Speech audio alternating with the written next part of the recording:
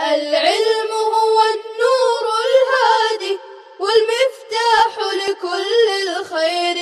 من يريد الله به خيرا. بسم الله الرحمن الرحيم. اللهم صل على محمد كلما ذكره الذاكرون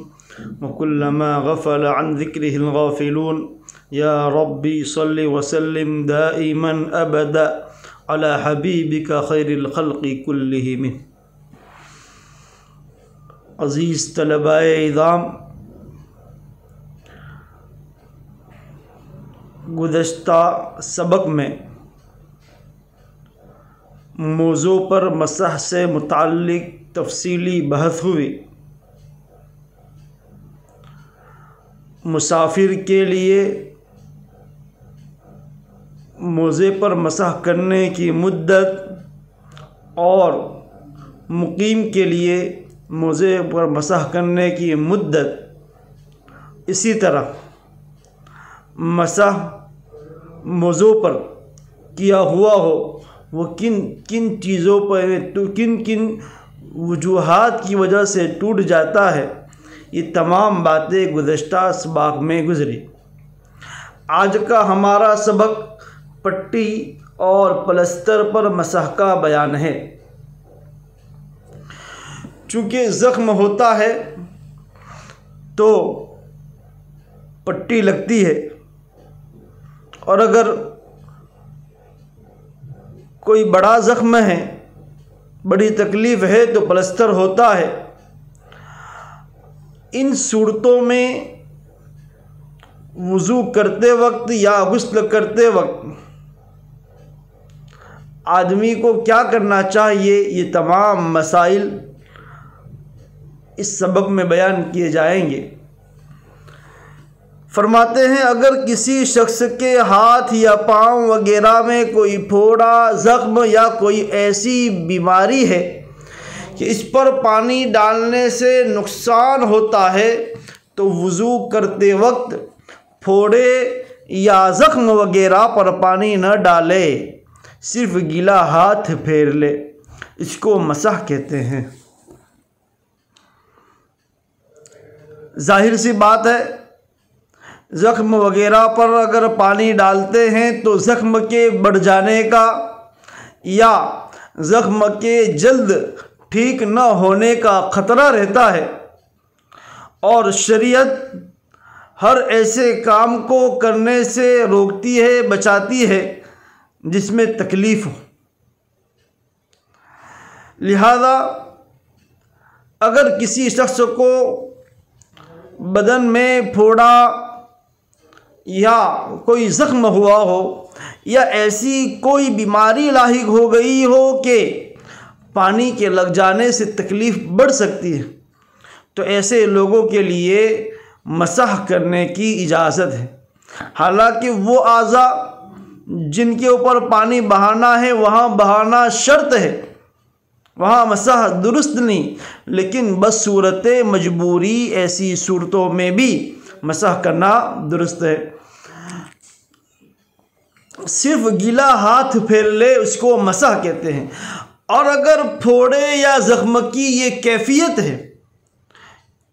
کہ گیلا ہاتھ پھیرنے سے بھی تکلیف اور نقصان کا خطرہ ہو تو ایسی حالت میں اس جگہ کا مسح کرنا بھی ضروری نہیں رہتا، اتنی جگہ ویسے ہی چھوڑ دے۔ شریعت میں کتنی سہولتیں ہم ایمان والوں کے لیے اللہ تعالیٰ نے رکھی ہے کہ اگر آپ کے بدن میں یا کسی بدن کے حصے میں کوئی ایسا زخم یا ایسی کوئی بیماری ہے کہ اگر کوئی ہاتھ لگائے تو بھی اس کو تکلیف ہو سکتی ہے، پانی بہانے کی بات تو دور، ہاتھ پھیرنے سے بھی تکلیف ہے تو اس حصے کو اتنا ہی چھوڑ دے۔ جتنے حصے میں تکلیف ہو رہی ہے اس حصے کو چھوڑ دے، باقی حصے کو جو صحیح سالم ہے اس کو آپ دھو سکتے ہیں۔ اگر زخم پر پٹی بندھی ہوئی ہے اور پٹی کھول کر زخم پر مسح کرنے سے نقصان ہو یا پٹی کھولنے باندھنے میں بڑی دقت اور تکلیف ہو یا کسی چوٹ وغیرہ کی وجہ سے کسی عضو پر پلستر کیا ہوا ہو تو ان تمام صورتوں میں پٹی اور پلستر کے اوپر مسح کرنا درست ہے۔ اگر آپ کے کسی زخم یا کسی چوٹ کی وجہ سے پٹی یا پلستر کیا ہوا ہو، ظاہر سی بات ہے پلستر تو کھولنا مناسب ہے ہی نہیں، ممکن بھی نہیں ہے، لیکن اگر پٹی ایسی ہو کہ آپ کھول سکتے ہو تو آپ اس کو کھولیے،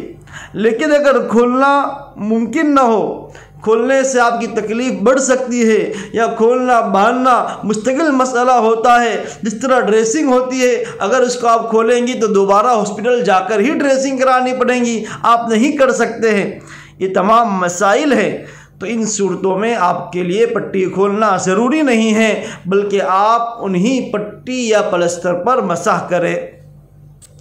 لیکن اگر پٹی کھولنے میں تکلیف اور نقصان کا خطرہ نہ ہو یا کھولنے یا باندھنے میں کوئی بڑی دقت نہ ہو تو ایسی صورت میں پٹی پر مسح کرنا درست نہیں ہے، بلکہ پٹی کھول کر زخم پر مسح کرنا چاہیے۔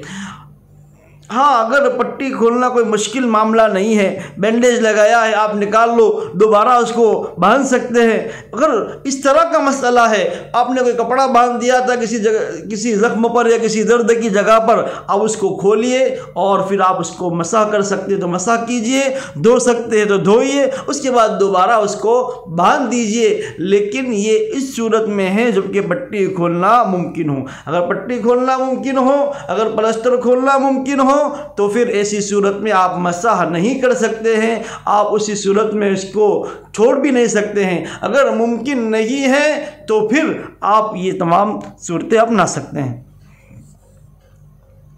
اگر دونوں ہاتھوں میں سے ایک ہاتھ پر یا دونوں پاؤں میں سے ایک پاؤں پر پٹی یا پلستر کیا ہوا ہو اور دوسرا ہاتھ اور دوسرا پاؤں صحیح سالم ہو تو پٹی والے ہاتھ اور پاؤں پر مسح کرے اور صحیح سالم ہاتھ پاؤں کو دھونا ضروری ہے۔ آپ کے دونوں ہاتھوں میں سے ایک ہاتھ اچھا ہے اور ایک ہاتھ پہ زخم ہے، یا دو پاؤں میں سے ایک پاؤں اچھا ہے ایک پاؤں پر زخم ہے، تو جس کے اوپر پلسٹر ہے یا پٹی لگی ہوئی ہے تو اس کے اوپر تو مسح کریں، لیکن جو صحیح سالم ہے، جس کے اوپر پٹی نہیں لگی ہوئی ہے، اس کو دھونے میں کوئی تکلیف نہیں ہے تو اس کو دھوئے، جو جس کو دھو سکتے اس کو دھوئے اور جس پر پٹی بندھی ہوئی ہے اس پر مسح کرے۔ یاد رہے کہ پٹی وغیرہ پر مسح کے جائز ہونے کے لیے یہ ضروری نہیں کہ وہ طہارت کی حالت میں بندھی ہو، لہذا اگر پٹی ناپاکی کی حالت میں باندھی ہو تب بھی اس پر مسح کرنا جائز ہے۔ اصل میں آپ نے موزے پر مسح کے مسئلے میں پڑھا کہ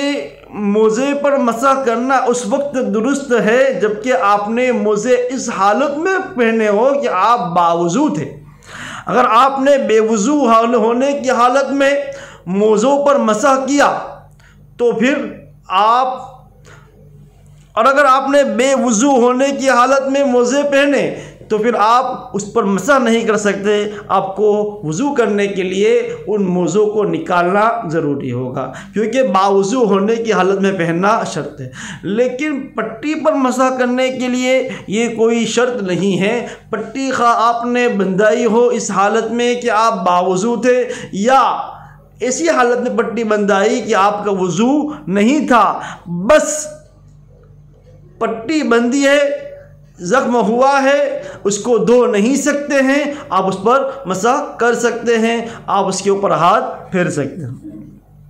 اگر پٹی ناپاکی کی حالت میں باندھی ہو تب بھی اس پر مسح کرنا جائز ہے۔ یہ بات بھی ذہن نشین رہے کہ پٹی باندھے ہوئے ہونے کی حالت میں غسل کی ضرورت پیش آ گئی تو پٹی وغیرہ پر مسح کی وہی تفصیل ہے جو وضو کے بیان میں گزر چکی ہے۔ اگر آپ نے پٹی باندھی ہے اور آپ کو غسل کی ضرورت پیش آ گئی تو جو تفصیلات ابھی آپ کے سامنے بیان کی کہ اگر آپ جس عضو کو دھو سکتے اس کو دھوئے، جس عضو کو آپ دھو نہیں سکتے ہیں بلکہ مسح کر سکتے ہیں تو مسح کریں، اگر آپ مسح نہیں کر سکتے ہیں، ویسے مسح کرنے میں بھی تکلیف ہے تو آپ اس کو یوں ہی چھوڑ دیں، باقی کے اعضاء کو دھوئے۔ وہی تفصیل وضو غسل کے اندر بھی ہے، اگر غسل کرنے کی حاجت پیش آئی تو آپ ان تمام باتوں کا خیال رکھیں۔ امید کرتے ہیں کہ آپ تمام طلباء مسائل کو سمجھ رہے ہوگے۔ اللہ تعالیٰ ان مسائل کو سننے سمجھنے کے ساتھ ساتھ ہماری زندگی میں ایسے مواقع پر صحیح طور پر عمل کرنے کی توفیق عطا فرمائے۔ والسلام علیکم ورحمۃ اللہ وبرکاتہ۔ السلام عليكم. لا تنسوا الاعجاب بالفيديو والاشتراك في القناة تشجيعا لنا لنستمر بنشر المزيد إن شاء الله.